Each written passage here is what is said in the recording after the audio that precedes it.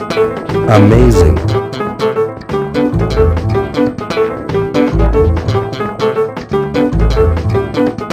Incredible.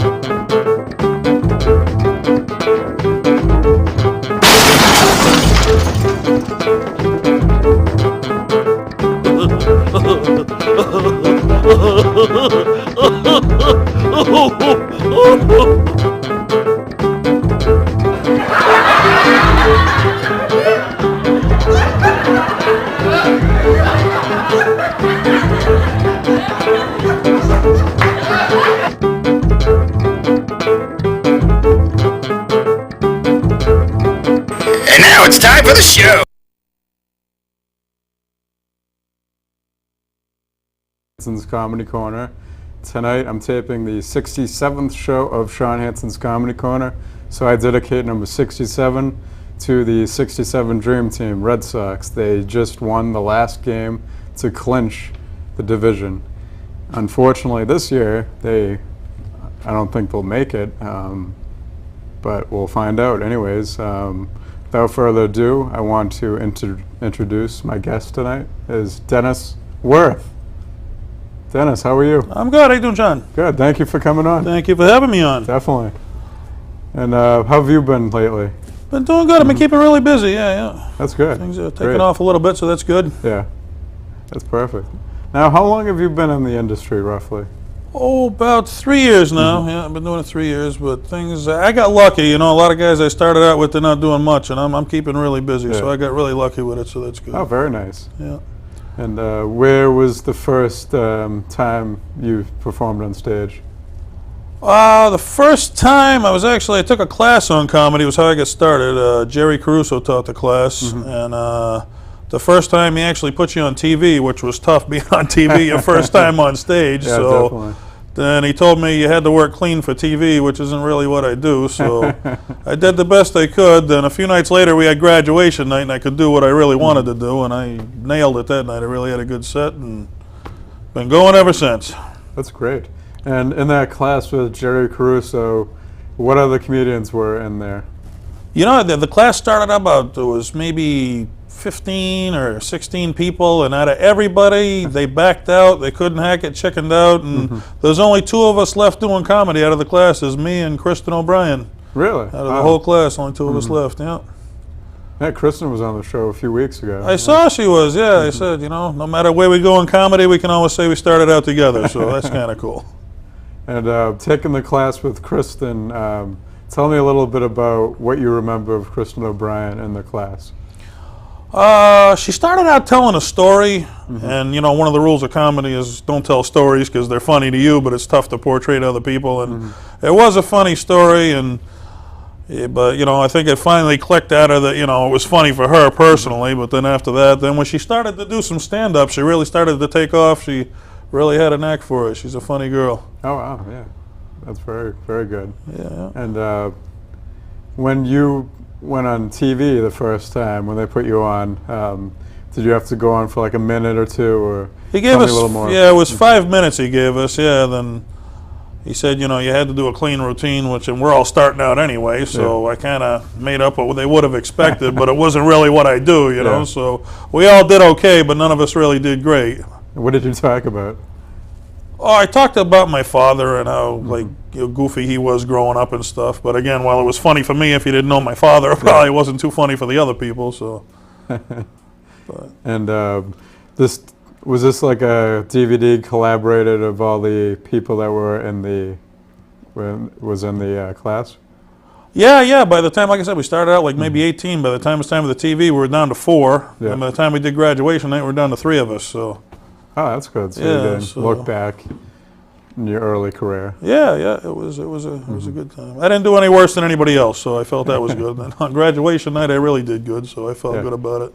Now, on graduation night from a comedy class, do you get like a diploma, a certificate? What happens? No, you go up there. He gives you a DVD of the performance, and you know. He says, first time ever starting out, you get up there and do your bit. So when I actually got to do what I wanted to do, then I had a good set. Yeah. Some nights you leave thinking you're the greatest thing, then other nights you don't, and you think, why am I doing this? So. You're thinking like, oh man. Yeah. Maybe Had I a good should- set that yeah. night. And when you got into comedy, who were some of your inspirations? The only reason I started doing comedy was because of Sam Kinison. I wanted to be Sam when I grew up. I thought he was an amazing comedian. I collect his stuff. I have a collection of his stuff I've spent, I don't even want to think about how much on, but he's the reason I do comedy, yeah. I think minute for minute, he's a genius in comedy. What was one of your favorite bits from Sam Kinison? Oh, the people in Africa starving, you know. It's like, you know, why don't we send them U-Hauls, send them luggage, you know, get them out of there rather than keep sending them food, you know. I thought that was just a twisted way to think, you know, but it was funny. He made it work. And when you're performing on stage, what are some of the different clubs you've been at? Well, I book a few of my own rooms. I got... my main one is the Red Onion in Baldwinville, Mass. We do comedy shows out of there regularly. Then I do Linda's Sports Bar up in Hudson, New Hampshire. We book shows out of there first Thursday every month. And I do Scoreboards in Leominster, Mass. Mm-hmm. Basically, if you check my website, then you can, you know, see the dates that I'll be in, most of them there. The St. Joe's Club in Fitchburg and the 24 Bar and Grill in Gardner we do sometimes. And your website's Dennis Wirth. DennisWirth.webs.com. Yep. Okay.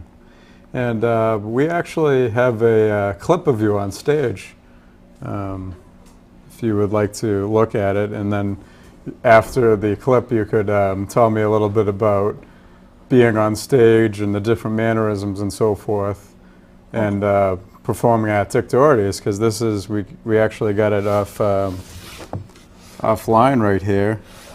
And if you want, we could take a look. Sure. Dennis Wirth Comedy. All right, yeah, I want to apologize right off the bat before we get started. I was a little bit late getting down there. I was supposed to be earlier. I was from the Boston office. I was racing to get up here. Cop pulled me over. Guy said I was doing 70 and a 35 or something. Comes up to the window. Why are you going so fast, buddy? I said my wife ran off with a cop last week. I thought you were trying to give her back to me. She's your problem now, buddy. So what's the Foxwoods over the weekend? Anybody ever been to Foxwoods? Yeah. All right. Anybody ever won big at Foxwoods? Nobody went to Foxwoods, man. Foxwoods, the wonder of it all. Basically, you drive up there and you wonder where they get the money to build all those great big beautiful buildings. Then you figure it out on the ride home and you wonder what the hell happened to all your money. Well, let me show you how stupid we become as a people. Let's see how stupid we become. In the olden days, the Indians used to ride down out of the hills on horses, down to the wagon train, and steal from the wagon train. They're so high-tech nowadays, they now get the white man to voluntarily drive to their reservation so that they can steal from us. Oh yeah, then I heard on the radio they're having a contest for who can sing the Foxwoods jingle the best. I'd like to get on some of that action, you know. Hey, life is good, life is sweet, we'll steal your money every time we meet. Come on down, we'll steal it all. Yeah, we live to put your money in our vault. Foxwoods, that could win right there. That's great. I was going back. Kind of funny watching yourself there, huh? Yeah, it is. Well, I guess this episode is brought to you in part by Apple, since we got the There you computer go. right here. But yeah, that was great. Wow. Yeah, Dick Doherty's got a great room there. It's a fun place. Now, when did you perform at his club? Oh, that was maybe 4 months ago I did that. Oh, very nice. And tell me the atmosphere of Dick Doherty's Beantown Comedy Vault performing in an old bank. Yeah, he's got the little bank vault there, Yeah. but it works. It's a nice room. It's, you know, anybody grew up. I remember as a kid reading the Boston Herald, I'd get to Dick Doherty's ad in the middle section. I'd stare at it thinking, wow, it'd be cool to be that big of a comedian to play a room like that. There I was playing it. And I remember early on in my career, if you go up nervous, you know, the crowd is going to sense that. If you're nervous, the crowd will be nervous for you. So I was starting to get a little nervous. I caught myself. I said, no, just go for it. I went up. I had a good set. So Dick was happy with it. So that's good. Oh, very good. And when you performed on stage there, was this for one of the preliminary contests he has? Yeah, well, it was the comedy... I don't remember, Dick, sorry. No, it was one of his contests I was in, yeah.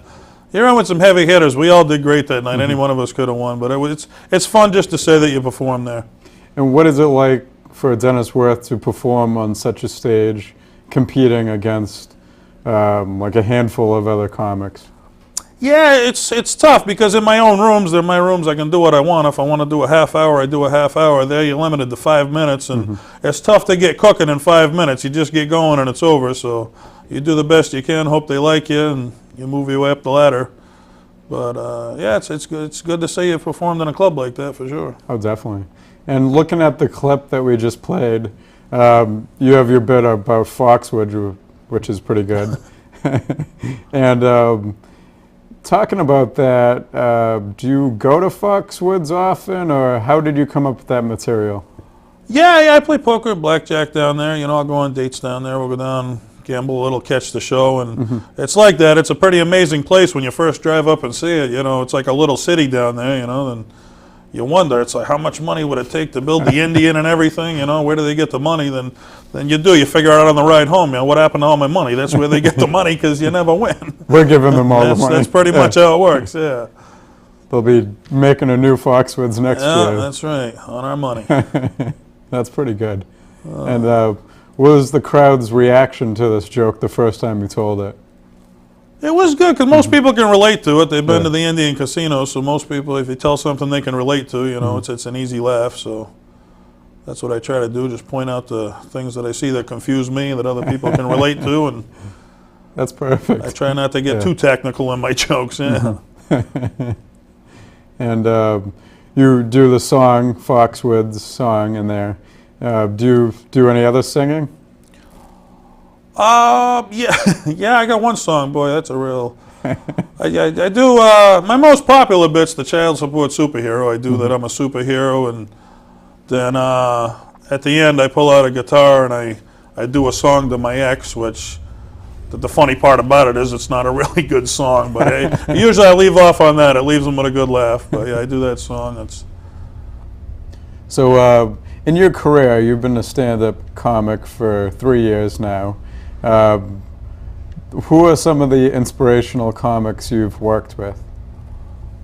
Jerry Caruso, the teacher, he's helped me out. I wouldn't be half as far as I am now without his help. He's went above and beyond to help me out. He's one of the good guys of comedy right there. Greg Bogus, I've learned a lot from him. He's another really good guy. I work with him a lot. Thomas Mitchell, you know, he's a funny guy right there. But, you know, you got your little circle of comedians you work with, and, you know, you go outside the circle sometimes. But that's my circle of Larry Lee Lewis. He's another really funny guy, help you out a lot. I thought in comedy it'd be tough, but I found there's a lot of people willing to help you out because they remember, you know, where they were at, you getting started, you know, so met a lot of good people. It's a fun part of comedy. And tell me a little bit more about the shows that you book and how often they are. Usually I do each room, I try to do at least one show a month, and then I'll change up headliners, then I'll bring them back. So there's basically 4 comics. There's myself hosting, then I get a headliner, then a couple of mid-level comics, and that's the show. So, but meet a lot of people. You know, it's really a fun time. I do it more just for the fun of doing it than anything else. Oh, very nice. And your website, denniswirth.webs.com. Tell me what you can find on that website. My schedule, if you want to catch a live show, you can go there. I have a radio show. I've linked that to the website, so if you want to listen to my radio show, you can go to my website, or you can go to climaxradio.com. I'm on Tuesday nights, 6 to 8 p.m. Eastern Standard Time.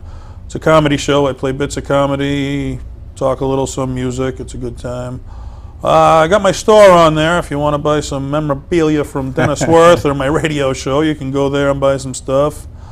There's a guest book. Anybody watching this, go there, sign the guest book. I love to meet new people. That's half the fun of what you do. And what is some of the merchandise you have for sale?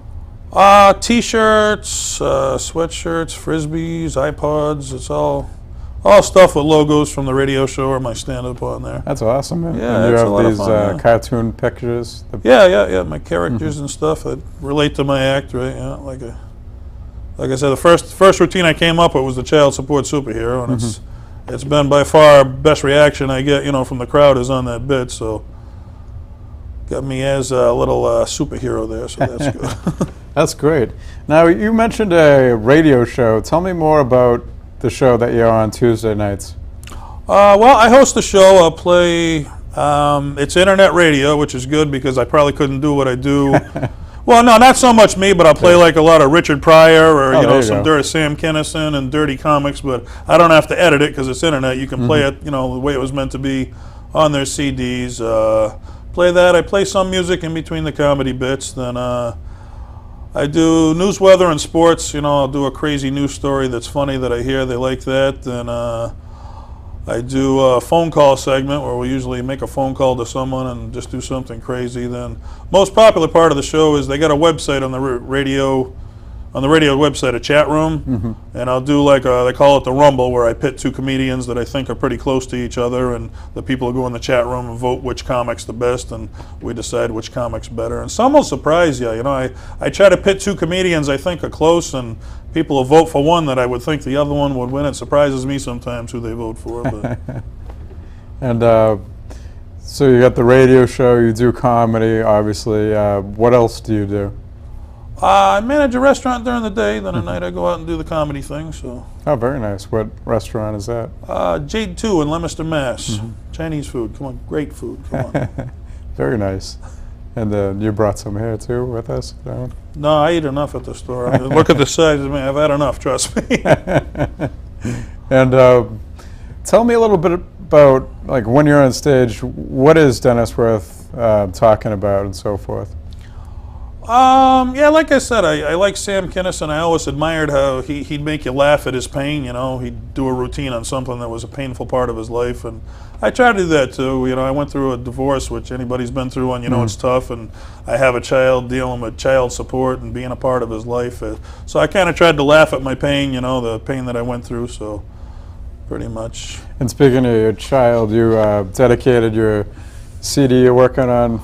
Yeah, that's the demo there, so it should be coming out. This is I Don't Get It, Dennis Wirth. That's me, yeah, sometime 2011. Hopefully it'll come out. Be available on my website or at my live shows if somebody wants to get a copy. Oh, very nice. And this is a CD.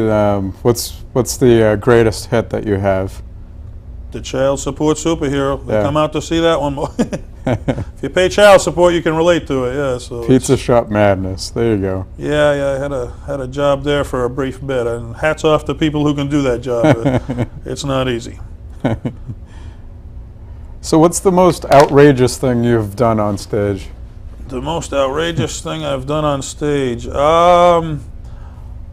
Probably the song I do with the guitar. At the end, I come up and it's, if you get that I'm a comedian, I'm up there trying to make you laugh. Nothing I do you should be taken serious, but there's some women in the crowd who take what I do serious and they'll get upset with me, so. And I did the song one night, and boy, half the joke I get through it, I'll be like, all together now, sing along. And some lady was flipping me off, saying, Really? Singing that with you. Oh, man. She didn't get it was a joke, but hey, you have those nights. She didn't get it, it's a joke, and she's at a comedy. Yeah, well, club. the rest of the crowd was roaring, they were loving it, and I got one person upset who doesn't get it, Oh, man.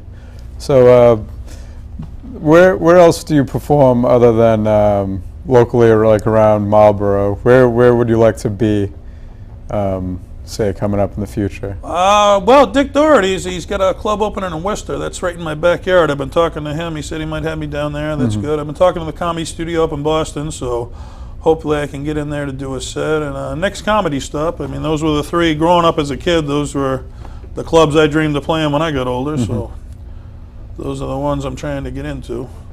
Speaking of getting into things, let's get into one of the segments I have. It's called Out of the Blue Questions.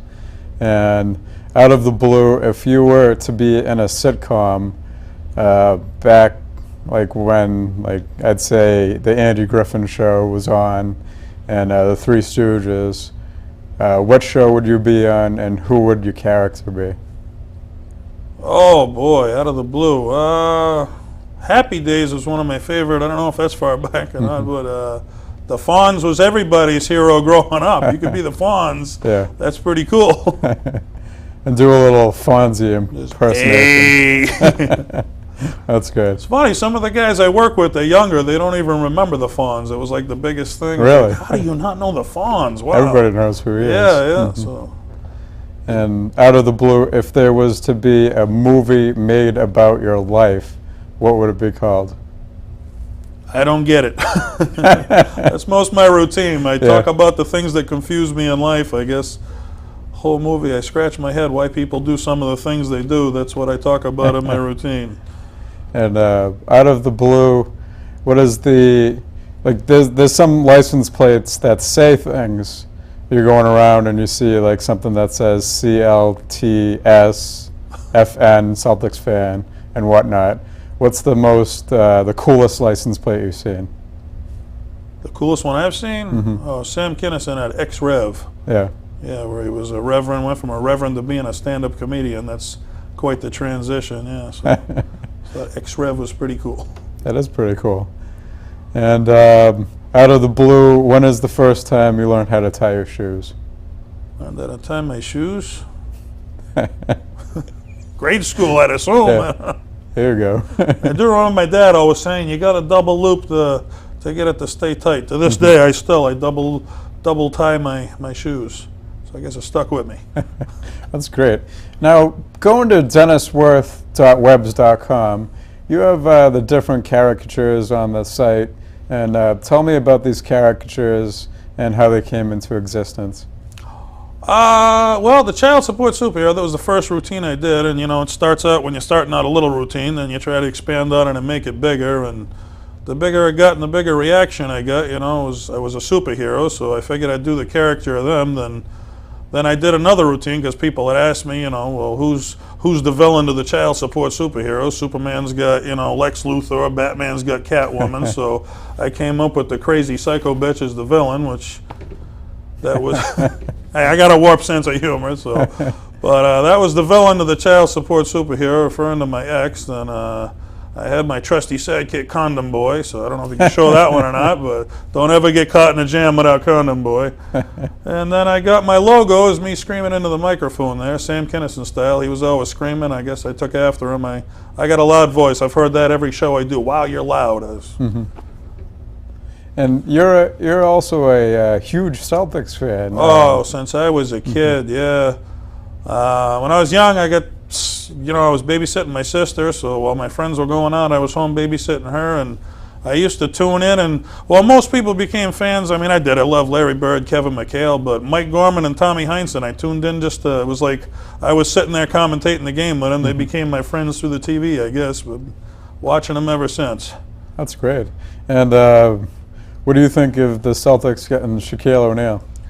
I thought that was a huge pickup. I mean, Hall of Famer. I mean, he's not coming in, you know, expecting to do big things for his role, you know, off the bench. I think staying healthy is the key to this season. If they can stay healthy, they can lace him up with any team, I really believe.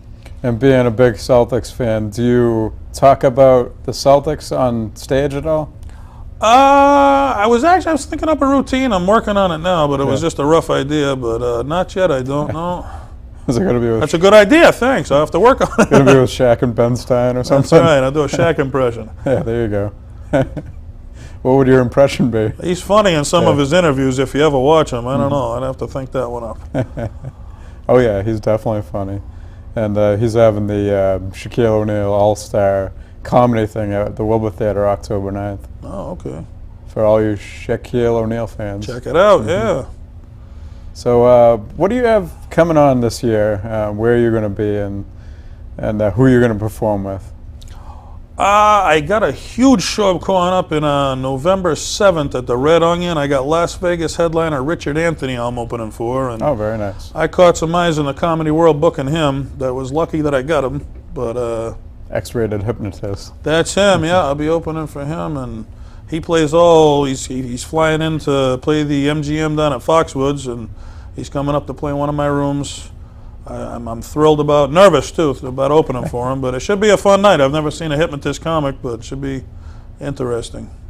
You've never seen one in person? Never in person, no, I haven't, so be a fun night for me. Good. Yeah, it should be a fun night, yeah.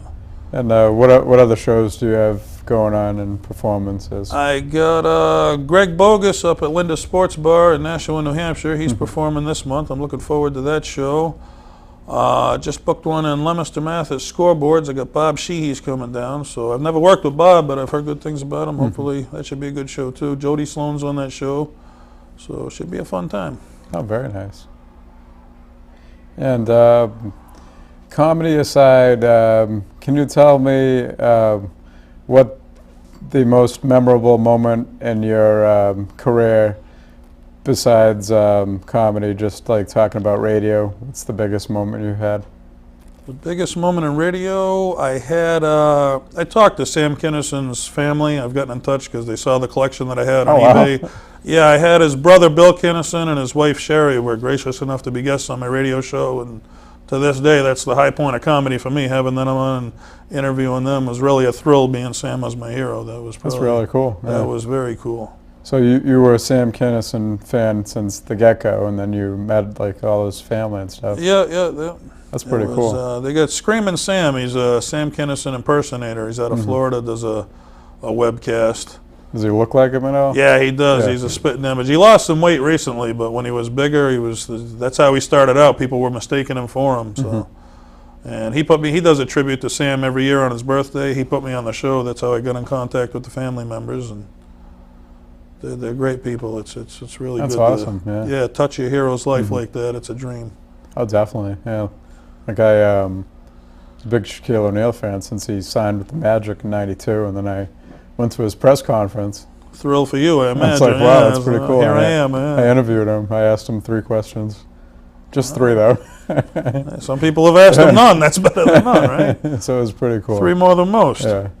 But that's great. Yeah, you seem like you have a great career going and so forth. And talking about the radio again, there's a bunch of other comics that are on the radio as well. Would you say this is sort of something comics have to get into, or how do you start your business with the radio? Yeah, I guess. I was a big fan of Howard Stern, so I started out, and it's like I said, where it's on internet, I get the freedom to do what I want. There's no rules, so that's kind of. And I mean, as much as I love to do comedy, I love to watch it too. So it's fun for me just to play the clips that I do. And I had, one night I had Jeff Foxworthy versus Rodney Dangerfield, and Rodney's one of the godfathers of comedy. I assumed he'd win, and I couldn't believe the number of votes Jeff Foxworthy got over him. So sometimes it surprises me even doing it. So it's a lot of fun, though. Yeah, it's good to get feedback from the people where they got a chat room. A lot of people come in and give you their opinions on the show, and it's fun to see, just the fans' feedback. So it's fun. Definitely.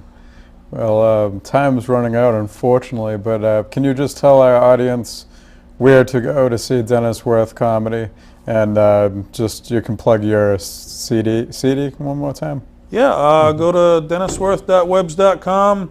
Check out my schedule. Come out. You hit a live show. The CD's coming up for release right here. If you want to check it out, should be out sometime next year. Go to my website. Come out to a live show. I'll keep you laughing, and the CD will keep you laughing after the live show. Okay, well, that's all I have today. Tune in next time. And for everybody, this is Dennis Wirth. I'm Shawn Hansen. Have a good night. Thank you for having me on. Thank you for coming. Thanks. Corner is the best show that I know.